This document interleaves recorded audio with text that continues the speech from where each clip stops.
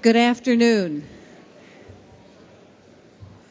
We have one more session to go, and I think the whole day has been really wonderful. But we're, in my book, since I'm an educational historian, we're saving the best for last here. So, anyway, I'm Joan Smith, Regents Professor and Dean Emeritus of the Janine Rainbold College of Education. And I'd like to thank Professor Terupta for an excellent session and kicking us off this afternoon with a really strong lecture. Our next speaker is Johann Neem, and he is the author of a recently published Democracy Schools, The Rise of Public Education in America. And I think it comes at a particularly important point in time when the schools are facing so many challenges. I was anxious to read it, and it didn't let me down. It's a good read, so I can recommend it for another addition to your list of books that you'll be buying from today's sessions. Dr. Neem is a professor of history at Western Washington University, and he's senior fellow of at the University of Virginia's Institute for Advanced Studies in Culture. He's going to talk to us today about a republic, if you can keep it, public education, and American democracy. Please join me in welcoming Professor Johann Neem.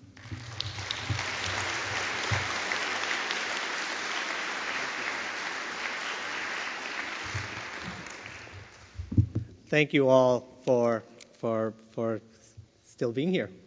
I'm the closer, so we'll see how I do. I want to thank Joan for that kind introduction and the University of Oklahoma for having me.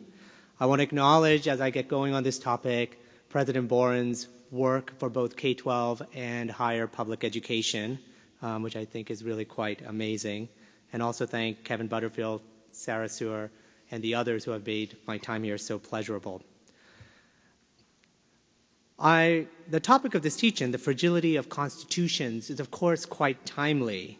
I'm here because I wrote this book, as Joan mentioned, Democracy Schools, The Rise of Public Education in America.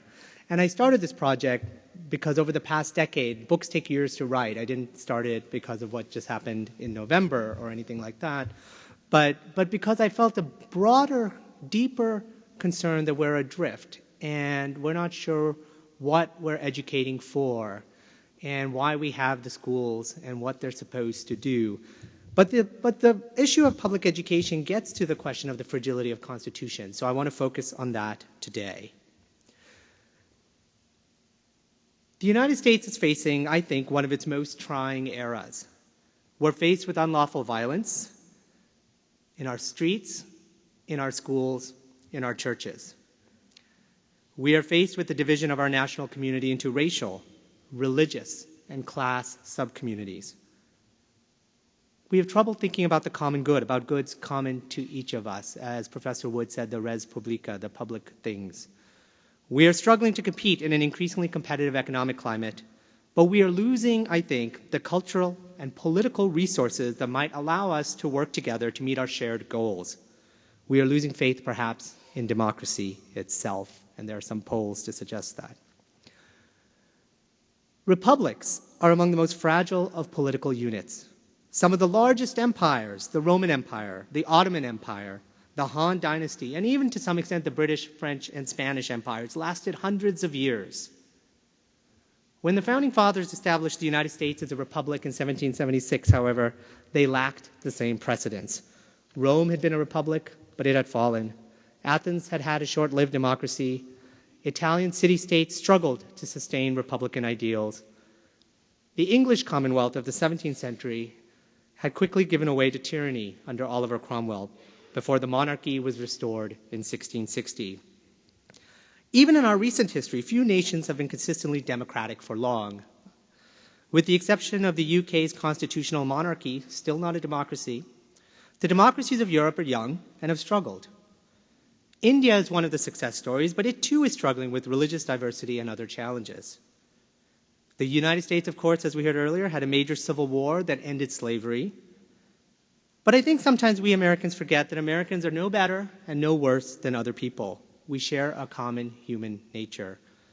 Democracies are fragile, ours no less than others. We have been fortunate, but we should not confuse fortune past for the future. A republic, if you can keep it. Those were the words Benjamin Franklin supposedly used when he emerged from the Constitutional Convention and was asked what kind of government the framers were proposing. A republic, a government of public goods founded on popular sovereignty. But only if the American people could keep it. And history, as I suggested, gave the framers plenty of cause for concern. For America's founders, public education was essential to keeping the republic. People were born, from their perspective, ignorant, flawed, even many Americans would argue at the time, sinful. History suggested that people could easily be swayed by demagogues, a Catiline, a Caesar, a Cromwell. This meant that republics had to fear both the ignorance of the many and the ambitions of the powerful, who might use their power and their influence to subvert liberty as Caesar had. The people had to be prepared to govern and watch over their leaders, and leaders had to be prepared and educated to favor the public good over their own ambitions. Threats to democracy could come from the few or the many. For some of our founders, like Pennsylvania's Benjamin Rush, the real threat came from the many, from the people. They tended to favor the interests of their own pocketbooks, their denominations, their region over the common good of Pennsylvania or the United States. Public schools, Rush argued, would improve the people by bringing diverse citizens together into common schools, and Pennsylvania at the time was about 1/3 German. A diverse society would be rendered, in his words, more homogeneous. More important, a good education would not just offer young people knowledge, but teach them to be good citizens, what the founders called, as we heard at lunch, civic virtue. To Rush, the people had to be, and again, these are his words, Republican machines. Think about that phrase, a machine. A citizen had to learn to make judgments about political questions on the basis of the public good. They had to learn to put the public good ahead of themselves. Now, other founders worried more about elites than ordinary people. Thomas Jefferson believed that history proved that the people are more often the wronged than the wrongdoers. But that was because they were easily misled by powerful politicians or by ministers of established churches. The elite had monopolized knowledge. Jefferson hoped, in his words, to diffuse, and that's his word, that knowledge to every white Virginian. Once ordinary Americans had access to the kinds of knowledge that elites had once monopolized, they would be better prepared to govern themselves and to keep watch over their leaders. Of all his goals, Jefferson wrote, none in his bill for the diffusion of knowledge proposing public schools for the state of Virginia, none is more important than that of rendering the people the safe as they are the ultimate guardians of their own liberty. What's notable is that the founders, both Rush and Jefferson, believed that girls should go to school. While they did not advocate equality in the way that we would come to understand it, they believed that girls, who would become mothers and had an important social role to play, were responsible for the intellectual and moral formation of the next generation.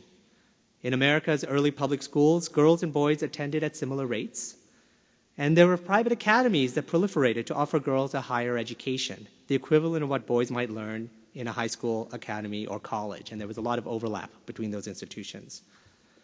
Indeed, many young women had their first experiences with the liberal arts and sciences thanks to public schools and private academies, and many of those women would go on to become active citizens, even if they did not have the vote.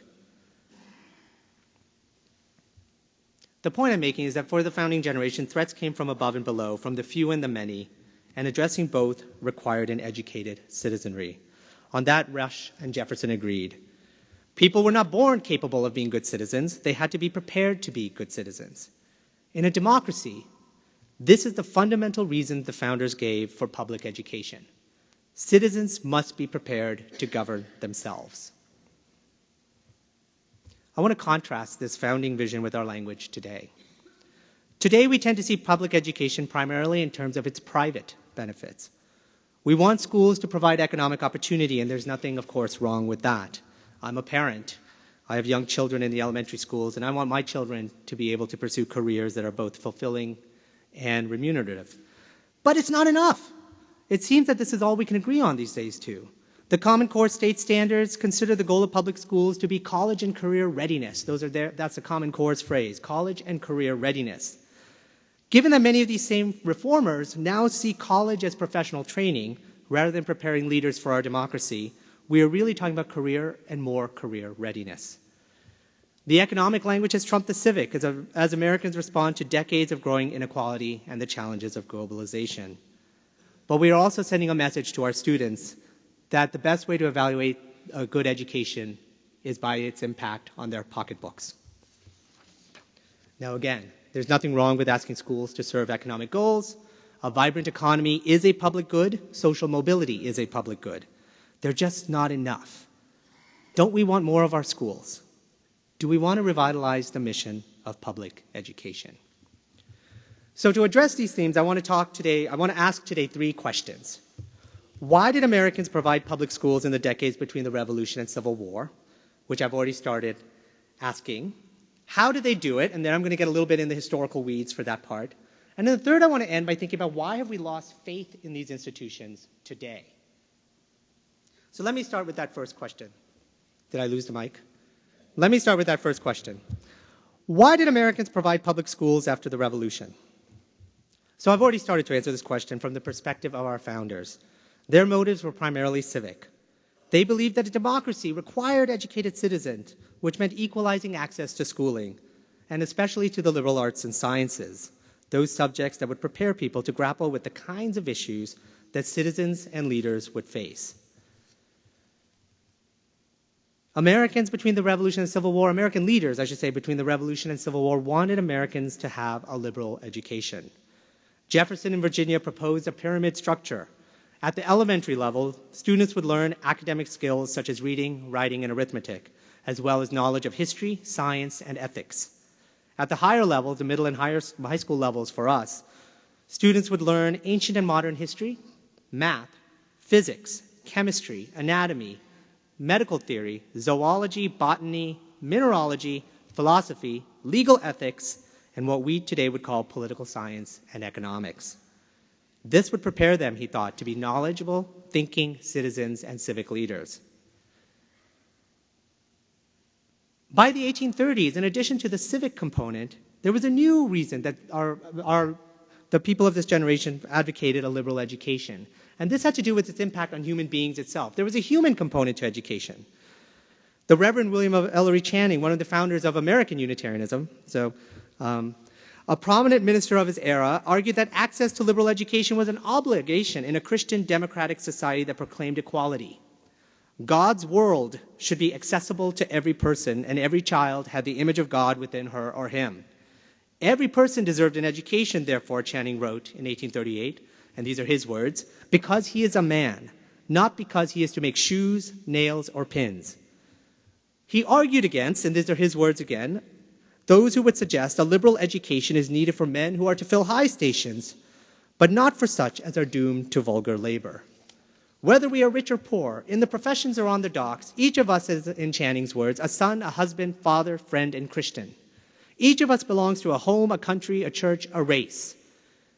Education must not prepare some to lead flourishing lives and others to toil. In a democracy, we must all be educated to fulfill our various capabilities. Citizenship and the development of human beings.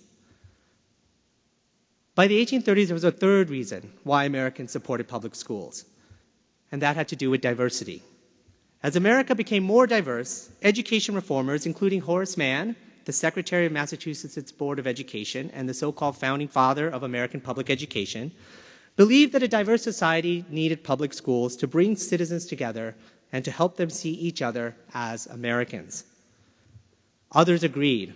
Our public schools are the most democratic institutions that this peculiarly democratic country affords, proclaimed E. Hodges, the superintendent of schools in Fond du Lac, Wisconsin. What made them great was that they didn't just educate students in the rudiments, but in a society divided by religion, ethnicity, party, and wealth, public schools would, he wrote, harmonize the various discordant elements that are found in society as students, and these are his words, sympathize with and for the other. Sympathize with and for the other. Come to see each other across their diversity as fellow Americans. Immigrants would also become Americanized through the schools. They would assume Americans' manners and become homogenous with them. The equality upon which they would be placed at the public schools and the discipline which they should there receive would Americanize them in the shortest possible time. Ohio's Calvin Stowe agreed. In a speech in 1836, he said that unless we educate our immigrants, they will be our ruin.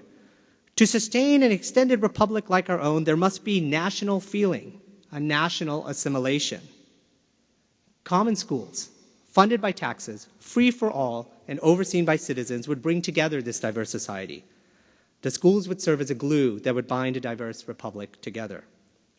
Now, it was not just diversity in ethnic terms that worried people. This was a time of growing economic inequality. Education reformers worried that if well-off parents could opt out of the public schools, then the schools would become pauper schools, undermining their public purposes. Americans had a duty to render the advantages of common schools to all classes and conditions of society, resolved a meeting of educators in Orange County, New York. John Pierce, the new state of Michigan superintendent of public instruction, celebrated public schools because they were places where, these are his words, all classes are blended together. The rich mingle with the poor and are educated in company, and mutual attachments are formed. New York's Free School Society concurred that schools can be places where the rich and poor may meet together. Horace Mann considered bringing together rich and poor to be one of the most important functions of public schools. He said, if rich parents, quote, turn away from the common schools and choose to send their kids to what he called the private school or the academy, and academies were chartered schools of their era, then the poor will end up with a second-class education. To ensure that students and their parents intermingle, quote, there should be a free school, safe and sufficiently good for all the children within its territory. And that word territory mattered a lot. The children who lived together within a district should attend the same schools. Segregation, whether of immigrants and native-born, or rich or poor, hurt all children by increasing inequality and reducing social solidarity. Now in the South, where academies were most active, and academies were generally schools that were chartered by the state legislature, voters treated public schools as charity for poor children. And breaking the link between public and charity required schools attended by the entire community. An 1822 report of the Kentucky legislature put it this way: public schools could succeed only when they become for all children. To separate the poor from the rich would turn education into welfare, and in the words of this report, that was a degradation too humiliating for the pride of freemen. It should be noted that American society in the decades before the Civil War was also violent. From frontier vigilante violence in the West to anti-Catholic violence in urban centers to race riots, Americans fought in the streets against each other. There was partisan violence. Members of Congress started carrying guns with them into the Capitol. Slavery, of course, depended on daily violence. Scholars have long argued that democratic societies depend on social trust, on the level of confidence that we Americans have in each other.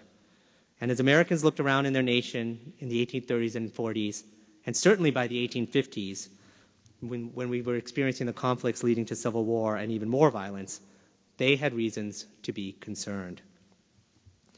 As Paul Gillia, who's in the audience, who's a historian at University of Oklahoma, put it, in this era, and these are his words, Americans could kill each other because they did not identify with each other.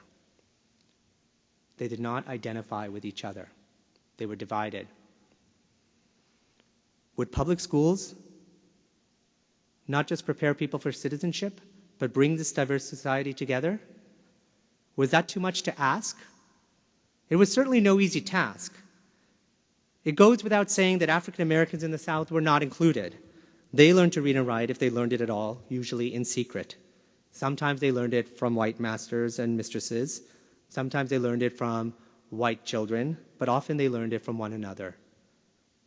Enslaved people caught teaching someone to read could face death, and often did, but yet many African Americans struggled to learn how to read. In the North, African Americans pushed for integrated schools, but the trend was actually against them in the decades leading to the Civil War. Many African Americans in the North lost the right to vote. Northern states and communities had both integrated and segregated schools. There was no one pattern. Yet Northern African Americans recognized the importance of integration, and they pushed for it, of the way in which the public schools not only made Americans, but determined who could count, who was an American. Access to these schools was a sign that you belonged to the civic community. Take the case of Boston's Benjamin Roberts. Now, Roberts was trained as a shoemaker, and he became an anti-slavery activist. He had a young daughter, elementary school-age daughter, in 1847.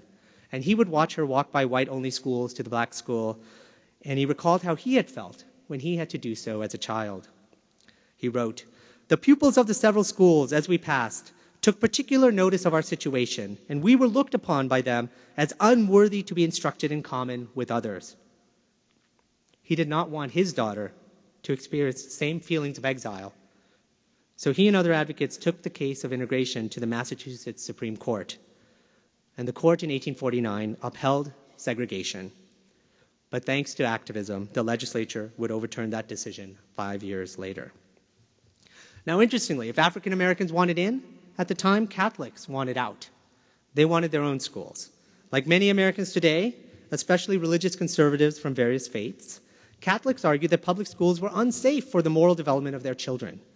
Some priests even considered excommunicating parents who sent their children to public schools. In cities across the nation, Catholic leaders and parents asked for public funding for parochial schools, vouchers in today's language, so that their children could learn their faith, and also because the public schools were indeed biased against Catholic Americans. Anti-Catholicism was no small thing in the 19th century. Protestants rioted against Catholics, and at least one reason for expanding public education was to Americanize Catholic immigrants at a time when the Catholic Church remained officially hostile to democracy and the separation of church and state. On the other hand, the majority of Catholic children attended public schools and learned alongside their fellow Americans, native-born and immigrant. But the arguments Catholics made then echo arguments that religious conservatives make today from various faiths, and that our current Secretary of Education has been making for much of her career. In a diverse society, parents should choose schools that reflect their values, their faith. The big question I ask, and I'll come back to this in a moment, is whether American diversity means that we should allow families to choose their schools, or whether our diversity means that coming together in common institutions is even more important than ever. In the antebellum era, at least, African American leaders and Catholic leaders answered that question very differently. But before I get to that, that's a sneak preview to make you hold on, I want to turn to my second question. How? How did the public schools develop? And I want to argue to you today that one of the reasons the American public schools developed, and one of the reasons they had mass buy-in from the American public, is that they originally developed from the grassroots. They were local institutions. Unlike many countries to this day, the United States does not have a centralized education system. Local districts continue to be the heart and soul of our public system. These districts are, of course, larger today than in the 19th century. We also have automobiles, but they are nonetheless not fully controlled by either state or federal government. Americans built the decentralized system, and this is one of the secrets why Americans were so successful in building a mass public system. There are multiple reasons why decentralization worked, or grassroots education worked. For starters, state governments simply lacked the capacity to build school systems. It was simply a practical problem. Unlike today, when state governments have sizable staffs, state governments in the early 19th century were small. They had a lot of paper power, what was called the police power, to keep the peace. But they relied on citizens to carry out many of their dictates. In the case of public schools, this meant that state leaders had to nudge citizens to build schoolhouses and raise taxes. But the work would have to take place locally, district by district, citizens putting time forward to build schools and to fund schoolhouses. In most states, nudges soon became mandates, but the work still happened locally. The labor was local. Legislatures would pass laws authorizing the formation of districts in which citizens could vote for taxes to build a schoolhouse, to run a school, to pay the salary of a school teacher. By the Civil War, many of these nudges had become mandates, but by that point there was capacity at the local level to do so. Whether they wanted to or not, in other words, voters in districts across the country were forced to confront the res publica, the public things of a democracy, because they had to meet to decide whether or not to raise taxes for their schools annually. And that brought them together. It forced them to confront the public thing of education, and it forced them in each other's eyes to make a decision about what to pay. So just to give you a sense of how this looked, I'm going to give you some dates and then we'll pull out a little. In Massachusetts, the state legislature started early in 1789 by requiring all towns to hire schoolmasters. Larger towns were authorized to tax their schoolhouses by 1800, And by the 1820s, Massachusetts towns were broken up into districts with elected school officials. So you see the formation of this capacity at the local level, with the state legislature kind of nudging and pushing. The New York State in 1812 offered matching funds for any community willing to form districts and raise taxes. It was mandated 2 years later, and by 1816, New York had over 5,000 districts with tax-supported public schools. I say tax-supported because they were not yet free. There was still a tuition component at this time. In North Carolina, an 1839 law offered state subsidies to localities that voted to raise $1 for every $1 in local taxes for every $2 in state taxes. Districts erecting a schoolhouse would get even more dollars. And in 1841, a new state law determined that all school district committees would be elected by free white voters. In other words, voters would have to come together to confront the public things of a democracy. And by 1860, about 2/3 of North Carolina's young white people were being educated in common schools, a number not that different from the North. A similar story plays out in Ohio, and by 1837, by one count, Ohio had 7,748 school districts, approximating about 7 per township. So what do all these numbers mean? Well, what they mean to me is the mobilization of thousands of Americans to participate in public education. They joined school boards. They came to meetings. They voted annually for taxes, or if you read the reports of some of these local districts, they voted annually not to raise taxes. But they voted. They came. They had to confront the question of education. And in some states, efforts to provide schools met deep resistance. In Pennsylvania, a tax collector recalled, and these are the tax collector's words, "Many guns were leveled at me and threats made. At one house, I was badly scalded by a woman throwing boiling water over me. At another, a woman struck me on the back of the head with a heavy iron poker. And at another, I was knocked down with a stone and assaulted with pitchforks and clubs." So I don't want to make it sound too rosy. It was tough going. Pennsylvania School Superintendent Francis Shunk observed in 1838, and these are his words, and this was what the challenge of making education a public good when it had long been a private good. "It may not be easy to convince a man who has educated his own children in the way his father educated him, or who has abundant means to educate them, or who has no children to educate, that in opposition to the custom of the country and his own fixed opinions on that custom, he has a deep abiding concern in the education of all the children around him, and should cheerfully submit to taxation for the purpose of accomplishing this great object." In other words, it was something foreign to people. I have to pay taxes whether or not I have children in the schools. I have to pay taxes to educate other people's children. Why? And one of the secrets to the success was that these schools were local, so that at every level, at every community, you had built up a set of stakeholders. Not just parents, but office holders, citizens who had come to care and had to actively care because they had to show up. A bureaucracy, in other words, did not do all the work. Citizens had to do part of the work themselves. And that's what led Americans to continue to raise taxes. The schools themselves helped build the case for public education in community after community. Local citizens worked together to build and run them, and they gained a sense of ownership over them, even pride. As more and more young people went to school, other parents wanted the same benefits for their own children. And thus more parents clamored for access to public schools. They voted for taxes. They sent their children. And whether their goals were personal or public-minded, they invested through this process in educating the entire community. And the results were marvelous. By the Civil War, almost every northern state had made elementary education free, and many southern states were trending in the same direction. The Civil War and Reconstruction make this trend more complicated in the South. On the one hand, newly freed African Americans and their leaders in the Republican Party supported public education, and state constitutions embraced public education. But the South's racial politics, as we know, complicated efforts to support equal access to public schools. Overall, by 1830, about 55% of Americans 5 to 14-year-olds attended schools, a number that rose to about 70% by 1850. The North had higher rates than the South, but some southern states, such as North Carolina and Alabama, produced similar enrollments for their white children.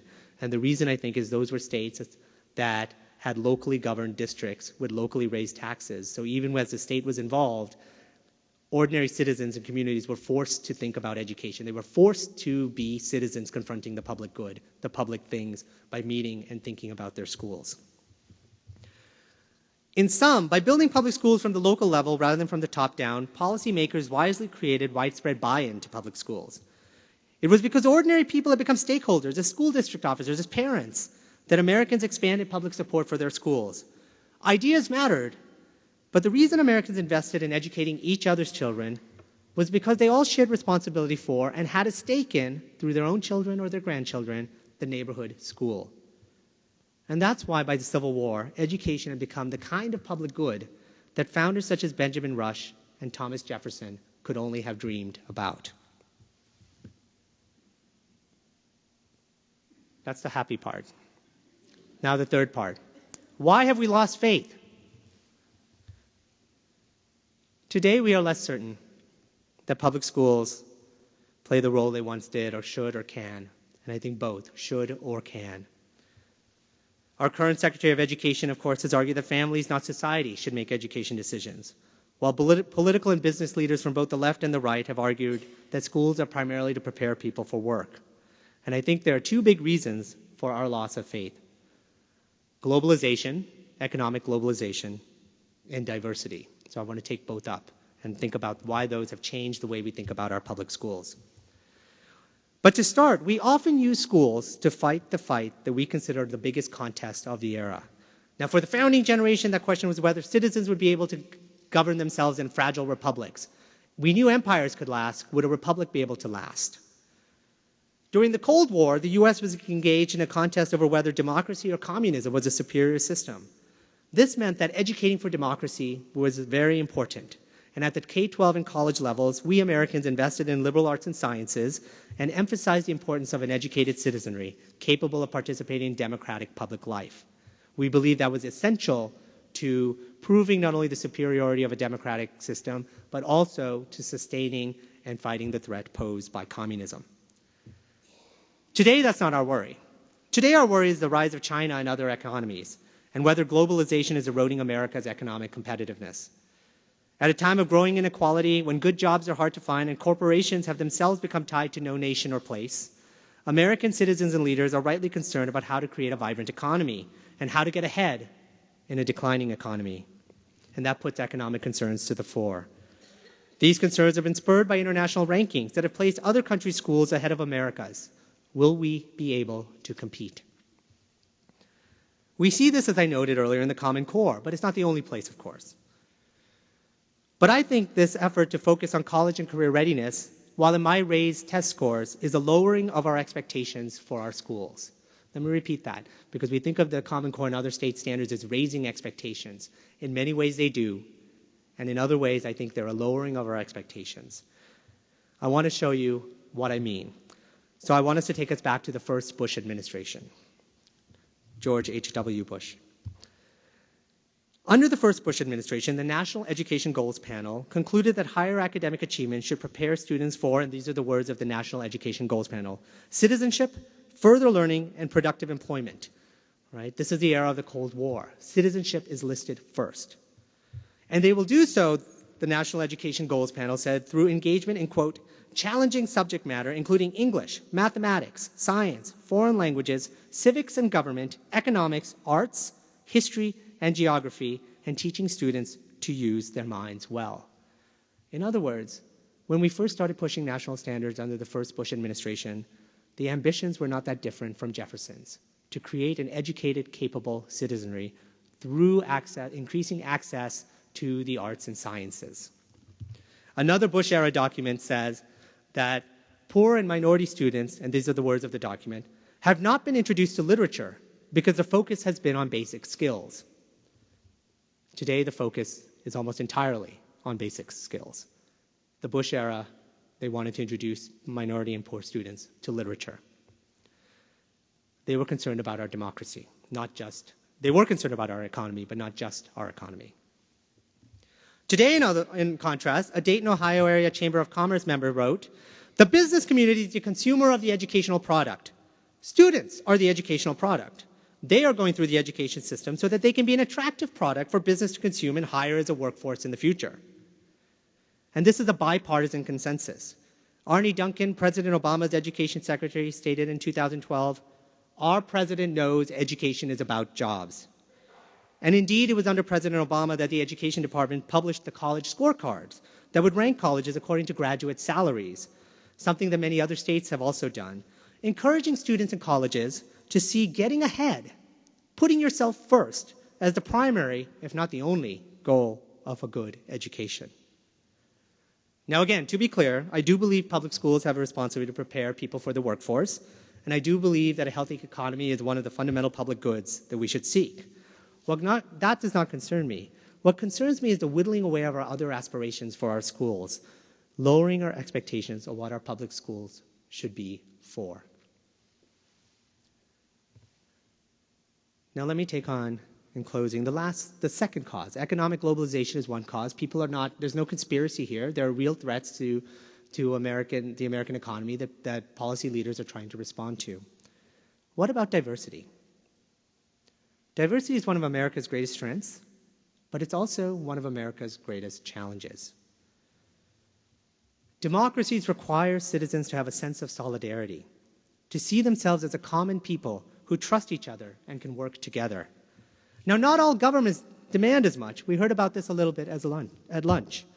Empires can rule diverse societies because they want peace and wealth, and they're willing to use force if necessary to get it.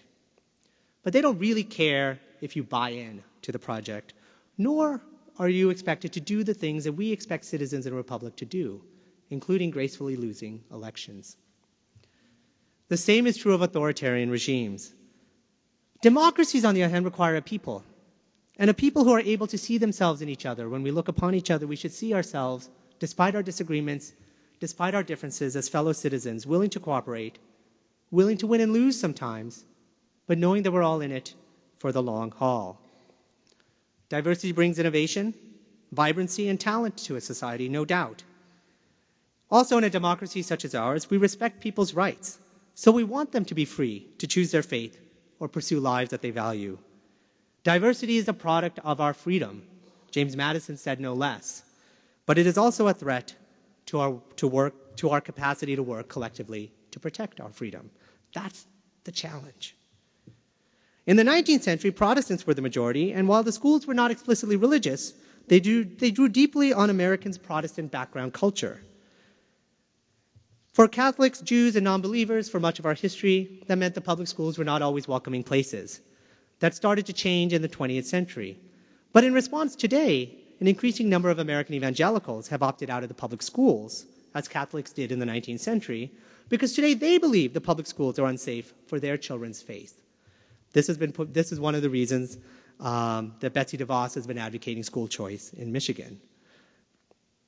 But in the 1960s, it was liberals who thought the public schools were unsafe, that their efforts to foster a shared national culture was a form of social control, not a solution to diversity or a way to even protect it. But today it's DeVos and many homeschooling families, because the public schools to them no longer represent the traditional American values that Protestants would once have taken for granted, part of a background culture that one could rely on and share. And to an extent, of course, they are right. Not only has the U.S. become more diverse religiously and ethnically, but Protestant churches are struggling to retain their congregants. Now, the biggest threat to American Protestantism is not the growth of other faiths, but it's in fact that many Americans are choosing not to attend church at all. But these changes were made to feel more sudden and more abrasive because of a series of Supreme Court decisions that one by one secularized the public schools. So let's go back to 1960. A survey in 1960 found that about 88% of public schools had Christmas celebrations, 42% had Bible reading, and 33% had prayer in homeroom. But in the 1962 Supreme Court case of Abington versus Schempp and the 1963 case of Engel versus Vitale, the Supreme Court outlawed both Bible reading and school-directed prayer, fundamentally transforming the school's relationship with Americans' faith. Now, many, if not most Americans at the time, continued to want a religious component to public education. Americans, white and black, left and right, north and south, Protestant and Catholic, condemned the court's decisions at the time. The rulings, they argued, did not reflect public will and American culture. By taking God out, schools would impose secularism upon a religious people. In other words, I don't want to suggest that these changes are not real. They are real. But as schools became secularized, more and more evangelicals came to share with Pastor Tim LaHaye the view that, and these are Tim LaHaye's words, the public school system was unfit for educating the children of Christian families. And we're seeing that rhetoric more and more. At the same time, on the left, particularly the academic left, advocates of multiculturalism argue that any effort to impose a national culture was a form of social control that violated the rights of minority groups, even though bringing a diverse people together was one of the most fundamental, and still one of the most fundamental reasons we have public schools in the first place. The question I wonder is, have we reached a point in communities around our nation where we no longer trust each other to teach our children? That's the question that I think needs to be on the table. Do we trust each other enough to put our children in other people's hands, or do we no longer do that? And if we don't, what does that mean for the solidarity that our democracy demands from us? In conclusion, none of the questions faced during the founding decades of our republic have gone away, and in some ways they are more relevant than they have ever been. At a time when democracy's future appears uncertain at home and abroad, it is worth remembering the founders' admonition that republics are fragile and depend on educated and ethical citizens and leaders. At a time of growing diversity, when violence seems once again to be breaking out on our streets, we must ask ourselves again, do we see ourselves as fellow Americans? Are we able to find enough common ground to educate our children in common schools? Our democracy demands and needs us to care for each other, but to do so we have to share things in common, and we have to be willing to work together for those public things across class, religious, and ethnic lines. These were the concerns and dreams of the founders of our republic and of our common schools. I think that their concerns, but also their dreams, should become ours once again. Thank you.